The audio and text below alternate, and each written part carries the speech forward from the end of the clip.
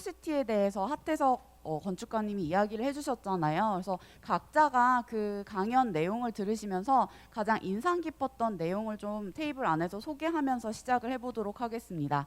저는 개인적으로 상생마을이라는 그걸 보고 되게 한번 가보고 싶다라는 생각이 많이 들었거든요. 또 여기 앉아 계신 참여자분들께서는 어떻게 보셨는지 각자 이제 첫 번째 포스트잇에는 이름을 적어주시고요. 두 번째 포스트잇에는 가장 인상 깊었던 점, 그리고 마지막에는 내가 스마트 에코시티 관련돼서 조금은 더 하고 싶은 이야기가 뭐가 있는지 이 세 가지 포스트잇을 각자 작성을 해주시면 됩니다.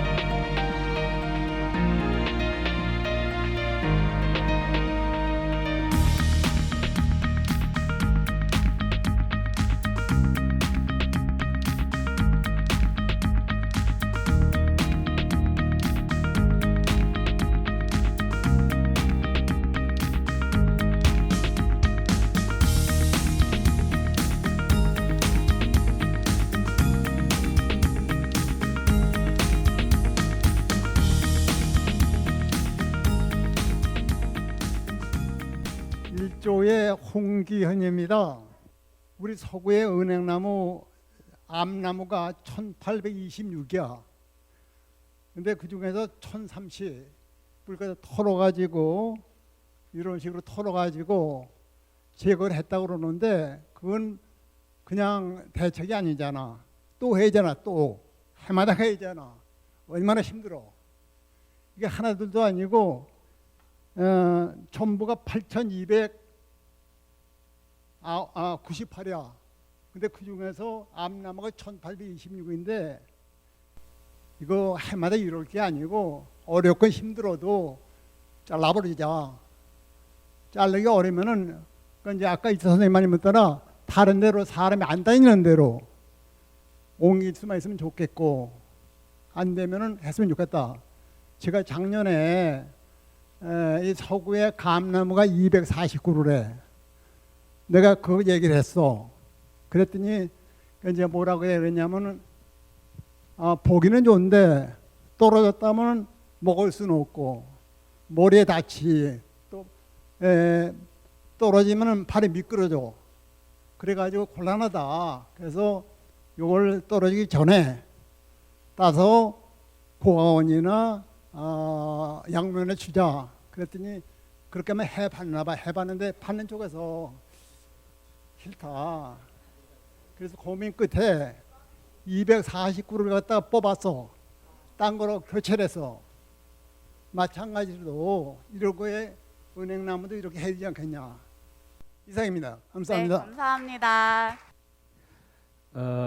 서구가 해안 도시인 건 여러분들이 다 잘 알고 계실 거라고 생각이 됩니다. 근데 그 서구민 어느 누구도 그 해안 도시라는 그런 그 명칭에 걸맞게 지금 서구가 인접하고 있는 바다에 가서 발 한번 담글 수가 없습니다. 그런데 유일하게 발을 담글 수 있는 방법은 그 서구청에서 운영하는 행정선이라고 있는데 그 행정선을 타고 세워도를 가면 세워도에서 발 한번 담글 수가 있어요. 바다에. 저는 재작년에 그 한번 답사를 했어요. 그 세워도 앞에 있는부터 거기서 시작을 해가지고 그 북한까지 그 거리를 한번 답사를 해봤는데 그 구글에서 지도를 보니까 한 28km 정도 됩니다.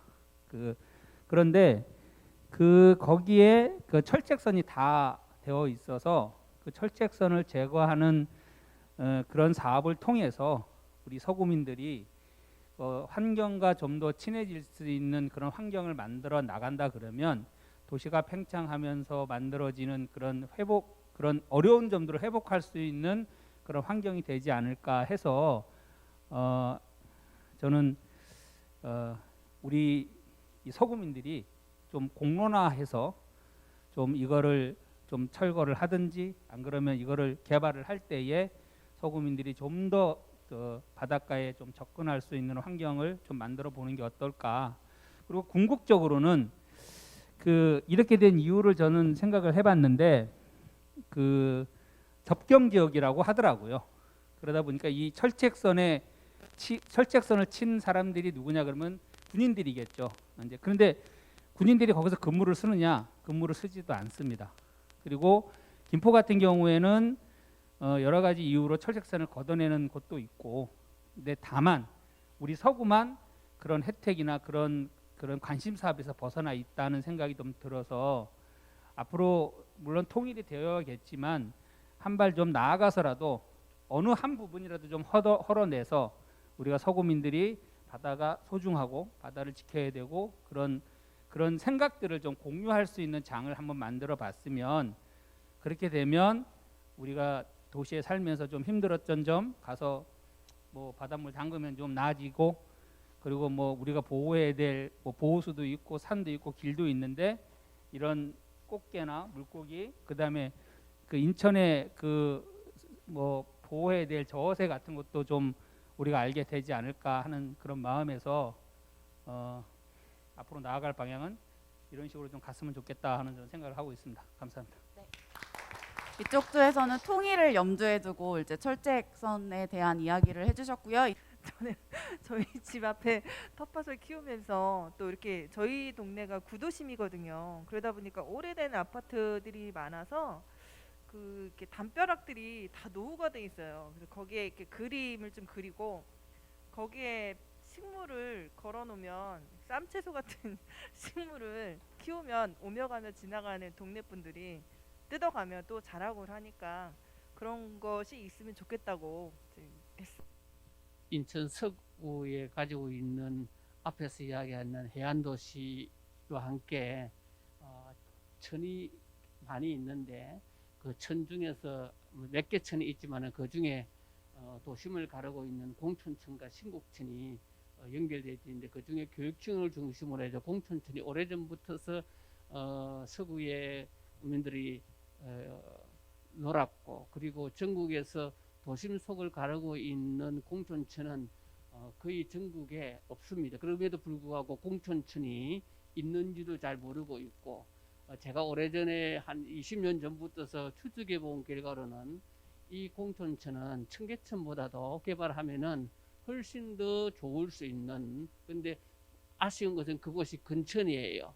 근천인데 요 주변을 해가지고 공촌천이 지금 계속해서 단체들이 재생 작업을 하고 있는데 밀도 있게 그 일들을 해오지 못했던 부분들이 있고, 그리고 요 물이 근천이기 때문에 마르는데 그것을 살리기 위해서는 그것을 살리기 위해서는 그 위에 상수도 같은 이거 여기 그 희급수이기 때문에 뭐 그 고기들이 살 수도 있고, 근천이 마른다고 하면은 요 상수자에 있어서 물을 흘러내 보내버리면은 요 물이 신곡천까지 연결되어 있기 때문에 훨씬 살 수가 있습니다. 그런데 2년 전에 아쉬운 것은 이 문제가 발생했을 때 상수도에서 물을 팔아먹었어요. 그 물을 내려야 될 물들을 팔아먹었던 부분도 있었는데 그 물을 팔아먹지 않고 이 부분들을 하면은 훨씬 더 청계천보다도 훨씬 더 좋은 그런 메리트를 가지고 도심 속에 하천이 흘러갈 수 있는 부분인데,